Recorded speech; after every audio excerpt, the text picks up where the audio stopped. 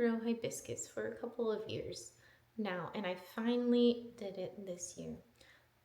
The first thing I learned though is that what you traditionally think of as hibiscus is not actually the hibiscus you use to make tea. Roselle, which is the scientific name, is Hibiscus sabdariffa. Sabdariffa? Maybe. That is the actual plant to use. I didn't know that until like this year, maybe, when I finally decided to grow some. So I planted some seeds in May, end of May to the June, beginning of June time. I can't remember exactly when I planted it, which turned out to be actually the perfect time for me, because then my plants didn't get too big, because they can actually grow like to 7 feet tall, which I didn't realize when I planted it. And so I'm thankful that they didn't grow that tall. But they do need about 4 months of growing time. And they're a tropical plant. They are native to Africa, and they're going to need a lot of warm weather. So if you're in the zone maybe 6 or above, you may have a little more trouble growing Roselle in your climate. But if you're in like zone 7 or below, you have a possibility of growing it fairly easily. I am in zone 9B, I think. And it grows well here. So I was able to plant it in like May, end of May, beginning of June, and I got my harvest starting at the end of September. So at the beginning of September, I started seeing the buds forming, and then by the end of September, I was able to start harvesting, and I was able to harvest all the way through to October, the end of October to the beginning of November. So there was one important thing I did learn from my planting experience, and let's look at 2 side-by-side comparisons of plants. So you'll notice the plant on the left is much smaller than the plant on the right. I actually planted these 2 plants in 2 different places in my garden at the same time, but just 2 different places. So the one on the left, I planted outside of my garden, and it was in a place that kind of gets covered by a tree and our pump house in the morning. And then in the afternoon, part of my garden fence sort of shades it out. So really those plants only get maybe like 4 hours of sunlight during the daytime. And then the ones on the right, I actually planted inside of my garden, and they are in full sun. So they had like 8 hours of sun. So you can tell from these 2 plants that it needs full sun in order to grow. So if you're planting Roselle in your garden, make sure you have a large enough space and full sun for them. Okay, so I wanted to show you how I've been harvesting my Roselle. So if you look at this right here, this is the bud. So it's going to be blooming. I don't harvest those, but I do harvest the ones that are all below it. So you can see on these, they look a little bit different color than the ones that have not bloomed yet. They start turning a little bit more of a bright red rather than sort of the burgundy. So these are the ones that I've been harvesting, and these here you can see that they have the flower, the spent flower still inside of them. You can pull them out while you're harvesting or when you're ready to process them. This one is almost a little bit small. I kind of started to try to leave some of the ones that are a little bit smaller on while I harvest the other ones like this. So I've just been pulling them off, and this one still has the flower inside of it. It's all dried up. They will fall out on their own a lot of times, but I've noticed that a lot of them are staying on here longer, so I just have to pull them out as I harvest them. If you look at this one over here, this one right here is one that was just bloomed today. And so it is closing up and then it'll shrivel up just like the other ones have. But like I said, I don't pick the ones that have the blooms in them. I look and focus on the ones down from there. Let's see. You look right here. So this is one that I would harvest. And then it has another little bud growing out from the same place that the previous flower was. Those will grow. So if you are careful enough when you harvest these, you'll actually get another harvest from them. The butterflies and the bees and all of the insects have been really enjoying these Roselle. Let's see if I can focus on that butterfly. Hello, butterfly. And they've been just going down deep underneath, even when the flower is no longer open, they've still been able to get some nectar.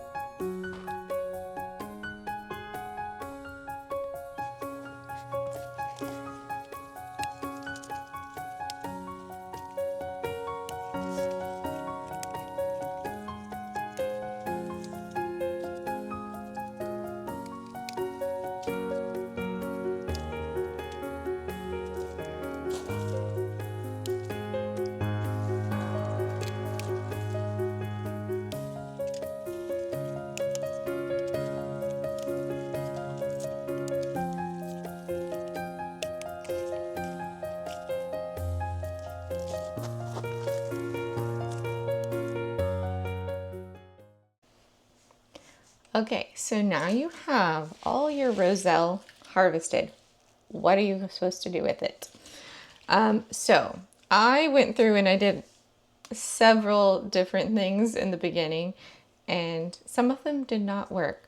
So when I first started trying to take off the calyxes, I ended up like using my fingers and peeling around the seed in the middle, the seed pod in the middle, which worked, but also didn't really work.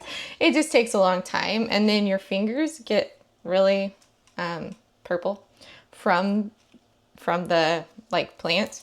It's a little, it can sort of stain things, so just be careful.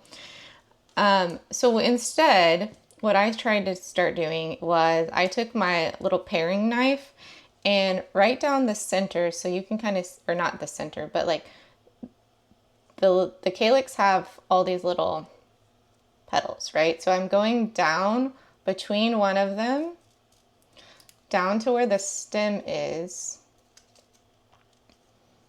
So if you just cut down to where the stem is, I don't know if you see how, like, then I just took my paring knife around it, around like the stem, the base of it, and then it comes off really easily.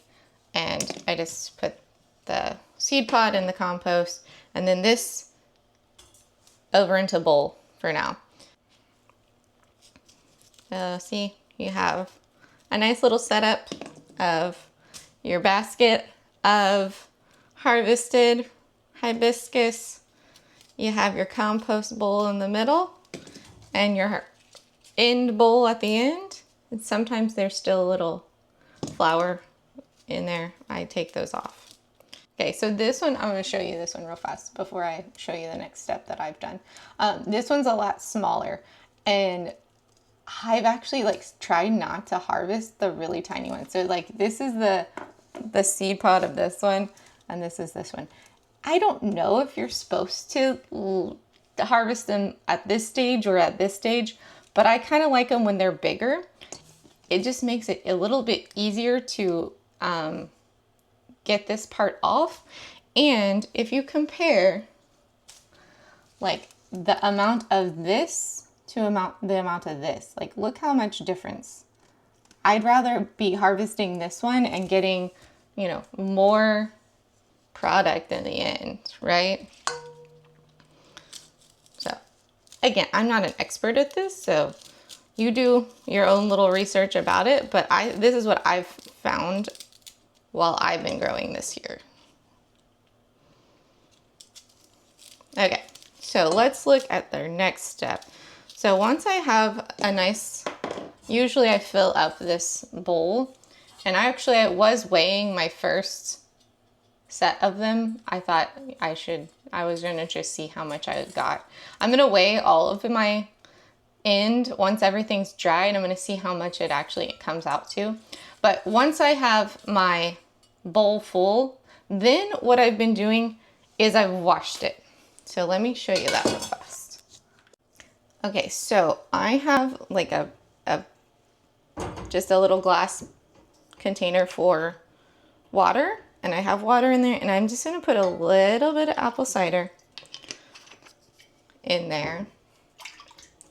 And then I take my Roselle, and I've been putting it in there and just kind of letting it sit for just a little bit, maybe 30 seconds. I have accidentally let it sit in there much, much longer, but just enough to kind of wash off. They're not petals, but wash off these, what look like petals. Because what I found in the very beginning was that I didn't wash them. I just said, okay, I'm gonna put them out and dry them after I removed the seeds. And they did not smell good. So they ended up, I think, having a little bit of mold on maybe some of them. And then that made it smell kind of fishy and gross once you tried to make a tea out of it. And so I was really disappointed, but thankfully that was only like just a little bit. That was my first harvest, so it really wasn't a very large quantity of it, thankfully. Okay, so I don't normally go through and actually wash each of these. I normally just let them sort of sit in here and kind of squish them around like this, and then let them sit for a little bit. So what I've been doing, once I've washed them off, I just have some cookie sheets over here, and I've just laid them out. So these are actually from 2 days ago or so, and you can see they're already much, darker in color. They're still very, very moist though. Like, I can just pull them apart. So they're not dry yet. However, way over here at the end, these have been sitting for almost a week now, and they are actually over a week now, I think.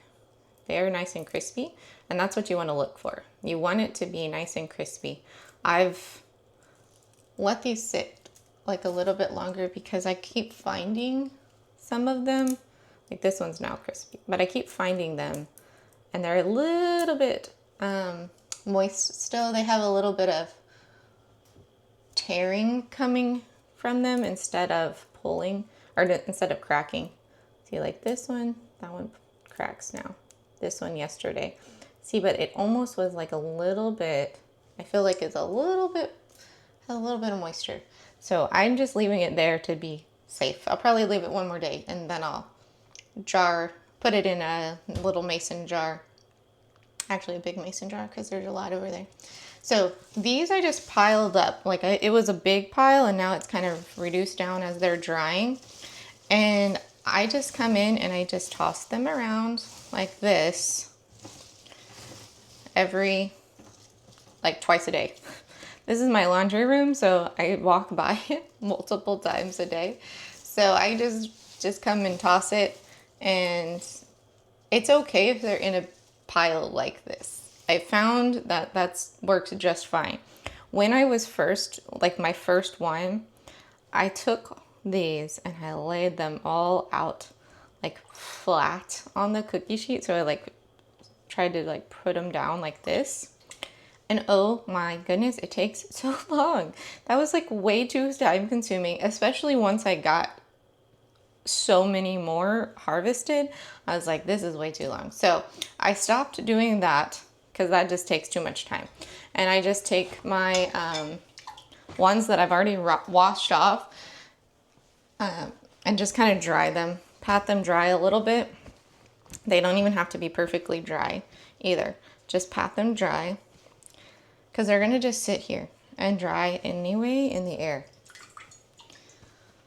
Now, if you have a dehydrator, use it probably.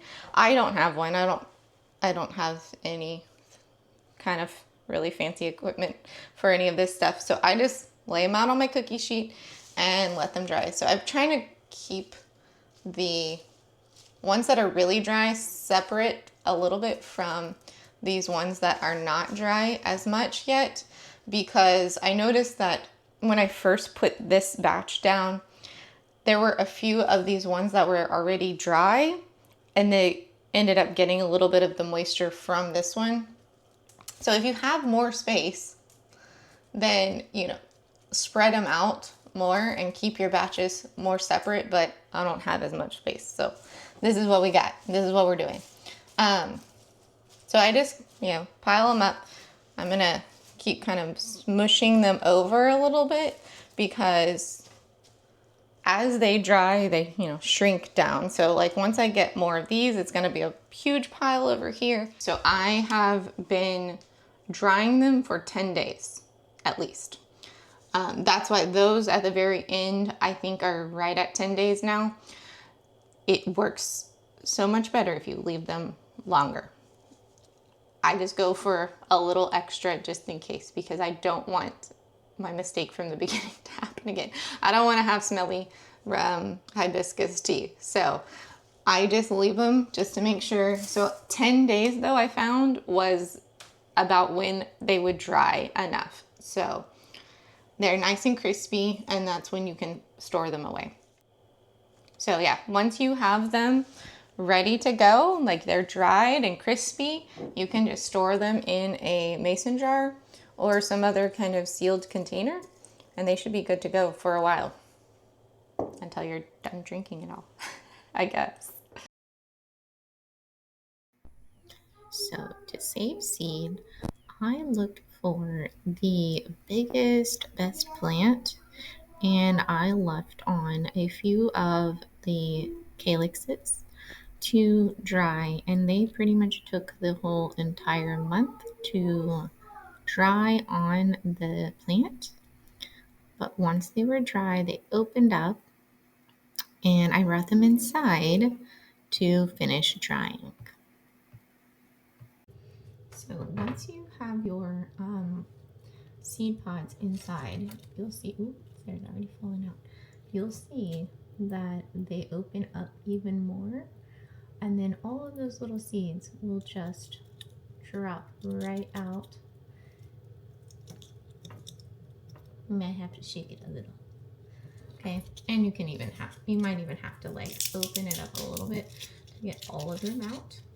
But from one pod, I have gotten, let's see how many right here, 2, 4, 5, 10, 15, like 20, 25, and there's still probably at least 5 or 6 in there. So like 30 seeds from one pod, and you need like one. So if you decide to save seeds, you might want to have some friends that also want to grow Roselle, because you're going to end up having a lot of seeds left over. But now these seeds, see how like nice and dark they are?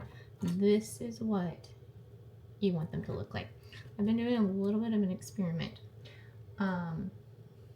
as I've been growing it. And if you look at these, I have a variety of sizes and colors. I'm going to see, now there are some that I definitely think are not going to grow. Okay, so I did try to save a few of the seeds at a different stage. So they are much lighter in color. I basically just took the pods off before they were dry and then let them sit on my counter for a while and dry. And I'm gonna do a little experiment next year to see if these will will grow or not. They may or may not. But really, all you have to do is leave your seed pods out and let them dry out, and then you're good to go for next year. And I have hundreds and hundreds of seeds now. So yeah, then you can just put these. I like to well, these are saved, or these are dry. Like these, you can tell are pretty dry. I like to leave my seeds out, no matter what seed it is. I like to leave it out and dry it even more on the counter before I like store it away in a bag or in any kind of like container, because I don't want any moisture to be in my seeds. If they do, or if there is, then it will mold. So I make sure that they are completely dry. So that's why I'm like have mine in a little jar lid, and I've just been letting them sit out on the counter. And then once I get around to it, I will put them away in a little Ziploc bag, and they'll be ready for next year. Well, I hope I have inspired you to maybe grow some Roselle hibiscus for tea. It was a pretty fun experiment for me this year, and I look forward to continuing to grow some next year. Thanks for watching, guys.